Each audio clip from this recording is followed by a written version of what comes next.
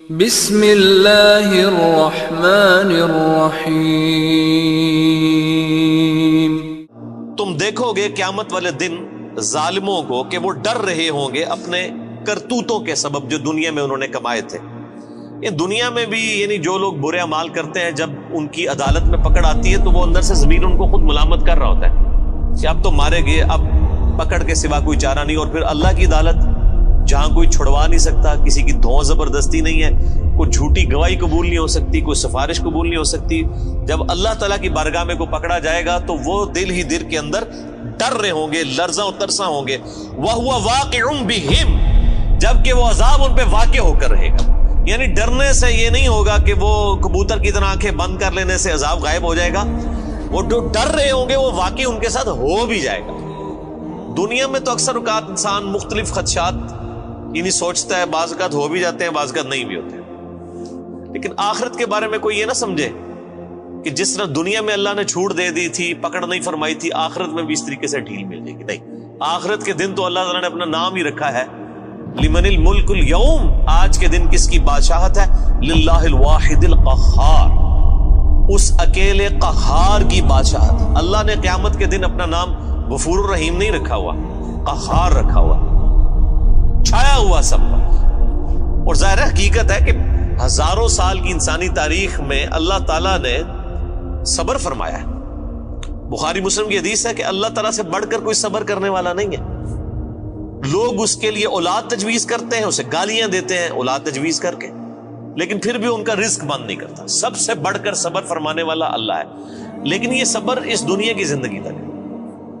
آخرت کی زندگی میں اللہ تعالیٰ نے پھر کسی کا لحاظ نہیں کرنا، حق کا وہ تو پھر واضح آ گیا۔ وَمَن يَعْمَلْ مِثْقَالَ ذَرَّةٍ خَيْرًا يَرَهُ وَمَن يَعْمَلْ مِثْقَالَ ذَرَّةٍ شَرًّا يَرَهُ، جس نے ذرے کے برابر بھی نیکی کی ہوگی وہ بھی پیش کر دی جائے گی، اس کے سامنے رکھ دی جائے گی، اور جس نے ذرے کے برابر گناہ بھی کیا ہوگا وہ بھی سامنے رکھ دیا جائے گا۔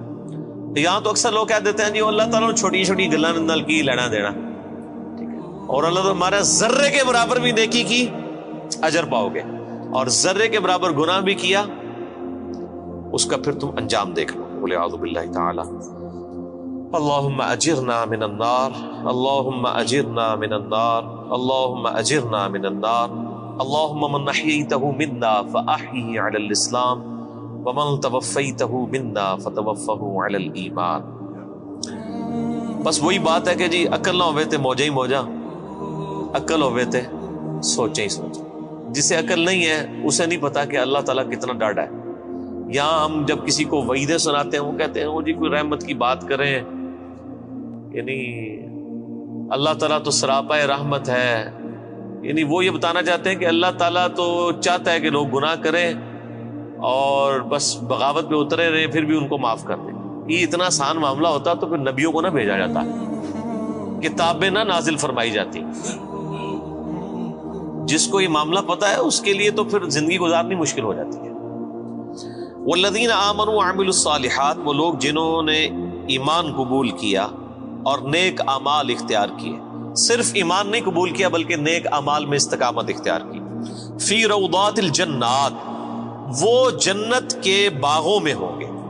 لہم ما یشاءون عند ربہم، وہاں ان کے رب کے پاس ان کے لیے ہر وہ چیز ہوگی جو وہ خواہش کریں گے۔ ذالک هو الفضل الکبیر، یہ ہے سب سے بڑا فضل۔ یعنی لوگ سمجھتے ہیں کہ دنیا میں اعلیٰ منصب حاصل ہو جانا، یا پچھلے دنوں الیکشن ہوئے تو لوگ سمجھ رہے تھے شاید پرائم منسٹر بن جانا کوئی بہت بڑا عہدہ ہے، دنیا میں بہت زیادہ دولت کما لینا کوئی بہت بڑا عہدہ ہے۔ اللہ تعالیٰ ہمارا ذالک هو الفضل الکبیر، اصل میں اللہ کا فضل اس پہ ہے جس نے ہمیشہ کی کامیابیاں حاصل کر لی۔ اور لاجیکل بات ہے میرے بھائی، ایک بندے کو بتایا جائے کہ آپ کو اتنی ساری ایفرٹ کے اگینسٹ جو ہے وہ 3 منٹ کے لیے جو ہے وہ بادشاہی ملے گی، اور دوسرے کو بتایا جائے کہ آپ کو اتنی ہی ایفرٹ کے اگینسٹ ہمیشہ کی بادشاہت ملے گی، جس میں موت بھی نہیں آئے گی، جس میں زوال بھی نہیں ہوگا، جس میں بڑھاپا بھی نہیں آئے گا، جس میں بیماری بھی نہیں آئے گی، تو کون سا بیوقوف آدمی ہے جو یہ 3 منٹ کی، اور یہ 3 منٹ کی زندگی آخرت کے مقابلے پہ، آخرت کا جو ایک دن ہے وہ 50,000 سال کا دن ہے۔ قرآن حکیم میں آیا سورۃ الحاقہ میں تو آخرت کا جو ایک دن ہے اس کے مقابلے پہ 60 سال کی زندگی 3 منٹ بنتی ہے آلموسٹ. ابھی آخرت کے بعد جو جنت و دوزخ کا فیصلہ ہونے والا ہے وہ تو صحیح مسلم میں حدیث ہے کہ کوئی شخص سمندر میں انگلی ڈبوئے, سمندر میں جو انگلی ڈبونے سے اس کی انگلی پہ پانی لگتا ہے وہ دنیا کی زندگی ہے, اور سمندر آخرت کی زندگی, انفینٹ لائف. تو اصل میں کامیاب وہ ہے جو وہاں پر کامیاب ہو گیا, اصل عقل مند وہی ہے. ذالک الذی یبشر اللہ عبادہ الذین آمنوا, یہ ہے وہ جنت جس کی خوشخبری دیتا ہے اللہ تعالیٰ ان لوگوں کو اپنے بندوں میں سے جو ایمان لائے, وعملوا الصالحات, اور نیک اعمال بھی کیے. قرآن پاک میں کہیں بھی جنہوں کہتے ہیں چھڑا ایمان کدھر بھی نہیں ذکر ہویا, خالی ایمان جو کچھ بھی ہے اللہ تیرے محبوب کی امت سے ہے, نہیں. ہمیشہ اب یہ حالانکہ وعملوا الصالحات اسی سے پچھلی آیت میں ریپیٹ ہو چکا تھا, لیکن پھر کہا کہ یہ بشارت ہے, یعنی وہم نکالا ہے, کسی کو خدشہ بھی نہ ہو کہ صرف ایمان کی بات کی تو کہہ جی کلمہ تو پڑھا ایک نہ ایک دن تو جنت ہی چلی جانا ہے. ٹھیک ہے نا جی, وہ تو صحیح بخاری کی حدیث ہے, میری پوری امت جنت میں جائے گی سوائے اس کے کہ جس نے خود ہی جنت میں جانے سے انکار کر دیا. تو صحابہ نے پوچھا یا رسول اللہ صلی اللہ علیہ وسلم کس نے انکار کیا؟ تو آپ نے بڑا سمپل جملہ ارشاد فرمایا کہ جس نے میرا حکم مانا وہ جنت میں جائے گا, اور جس نے میری نافرمانی کی اس نے جنت میں جانے سے انکار کر دیا. یعنی ایک جملے میں پورا دین کور کر دیا.